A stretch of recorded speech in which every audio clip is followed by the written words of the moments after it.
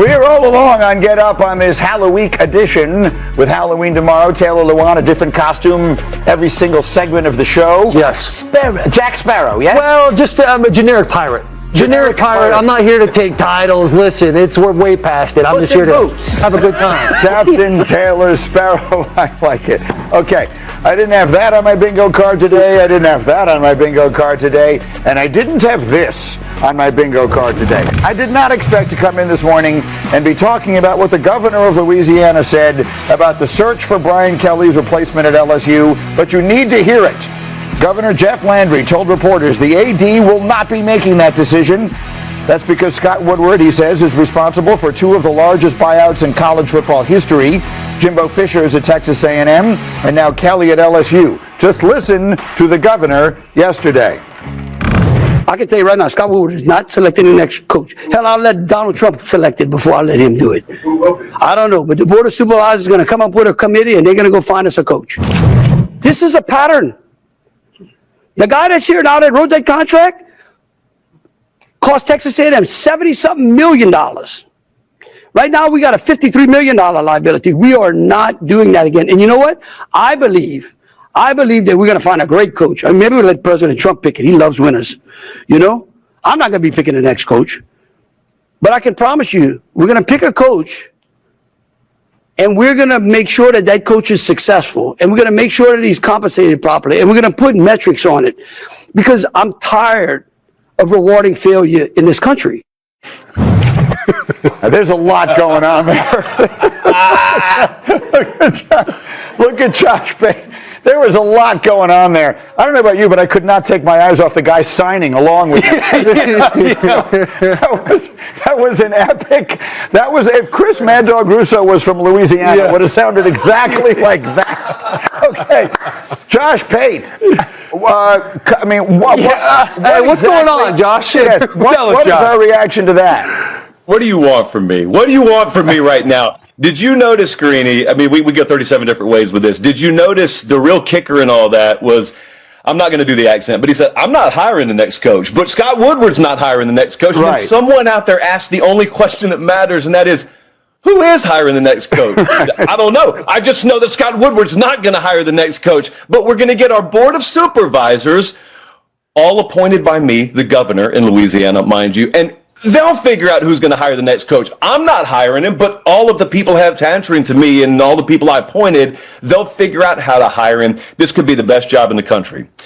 We got to stack good days on top of each other in this coaching search. And yesterday, we did not stack a good day in the state of Louisiana. So the sun came up today. Today's a new day. That could be a great thing. It could also be a terrible thing. We'll just see how it goes throughout the day. Who, at the end of the day, if he called you and said, you know what, Josh Payton, I've made the decision. Scott Woodward isn't making this choice. You are. Who would you, Josh Payton, hire to be the next coach at LSU? Well, if I could get anyone I wanted, I would go after Marcus Freeman. Now, if Marcus Freeman says, thanks but no thanks, I'd tell him, hey, I've cleaned up the political structure down here. You're good. And if he still says, all due respect, no thanks, I'm not sure my list would look like theirs. My list would look like a guy who really, really knows how to coach ball and who understands how to harness the infrastructure of Louisiana. And that just means let him put the rocket boosters on you that they put on Les Miles, that they put on Ed Orgeron, who we're talking about a little bit later on. I would have no problem going after a guy like Matt Campbell at Iowa State for all I care. Lane Kiffin's on the hot board. I understand that. Eli Drinkwitz is on the hot board. I just look at all these hot boards, Greeny, and every one of them has the same 3 or 4 guys. John Summerall at Tulane in state would work fine here. Truth be told, there are about 25 or 30 football coaches in America that could win at LSU if they just stayed in their lane and everyone else stayed in their lane and you properly harness Louisiana. Everyone says this candidate pool is so thin. I think that's someone looking at it through the wrong lens. I think plenty of guys could win there. I have a theory, and I want all of you guys, because all of you know more about college football than I do. But I feel like people in general are chasing something that may not exist anymore. that in the last blink of an eye, from when Nick Saban was dominating at Alabama to the way he was, and that little moment there where Kirby Smart was doing the same thing in Georgia, the sport changed so much. The rules, the guidelines, the guardrails, everything about the sport has changed so much that everyone wants someone to do what those guys were doing, and that in the current state of college football, I'm not sure doing that is possible anymore, and thus everyone is going to fall short of the expectations that are being placed on some of these guys. I'm not saying that applies necessarily in Penn State, but to a lot of these other places. They're looking for someone to be Nick Saban, and I don't know that anyone could have done what Saban did under the rules of the sport the way they exist now. Pate, what do you think of that?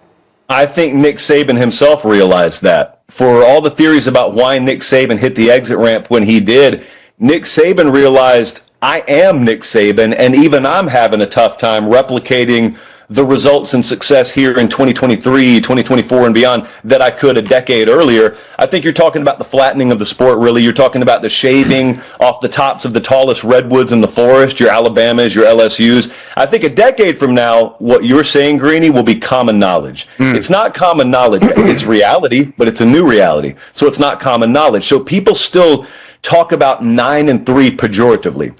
9-3 is a really good year. Truthfully, it always was. But it's a really good year even for the elite teams. You just have to bake in the idea that there's going to be a little more fluctuation. Your rosters aren't built the same. They're not as deep. They're not rooted the same way they used to be.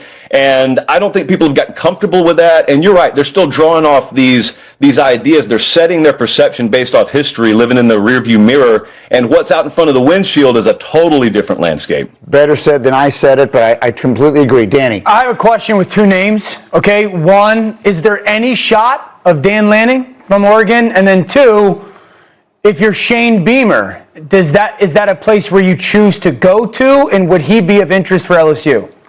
I think Shane would be of a lot more interest at Virginia Tech, potentially, if he were to leave somewhere. I don't think there would be much of a market for Shane Beamer at LSU. There'd be a huge market for Dan Lanning at LSU. You just whispering the name will generate a lot of headlines in the Pacific Northwest and the boot of Louisiana today. Lanning's not going anywhere. The structure of his deal at Oregon is unique unto any deal in America. He's got a deal with Oregon. He's got a buyout with Oregon. He's also got a deal with Phil Knight. So it's a really good setup that no one wants to walk away from that Dan Lanning has right now. We are super tight on time. Who do you think should be the coach of LSU? Who would you hire? I would stay out of the college football lane, and I would go to somebody that was the OC in 2019. I'd go after Joe Brady for the Buffalo Bills. I love that idea. I'm still stuck on the speech by the governor. It reminds me of Billy Madison just saying a bunch of nothing and then just being like, nib high football rules, and everybody in Louisiana is just juiced up. So Adam Sandler is there. You are the best. Thank you, my man. We'll see you next week. Saturday. Go to somebody that was the OC in 2019. I'd go after Joe Brady for the Buffalo Bills. I love that idea. I'm still stuck on the speech by the governor. It reminds me of Billy Madison just saying a bunch of nothing and then just being like, nib high football rules, and everybody in Louisiana is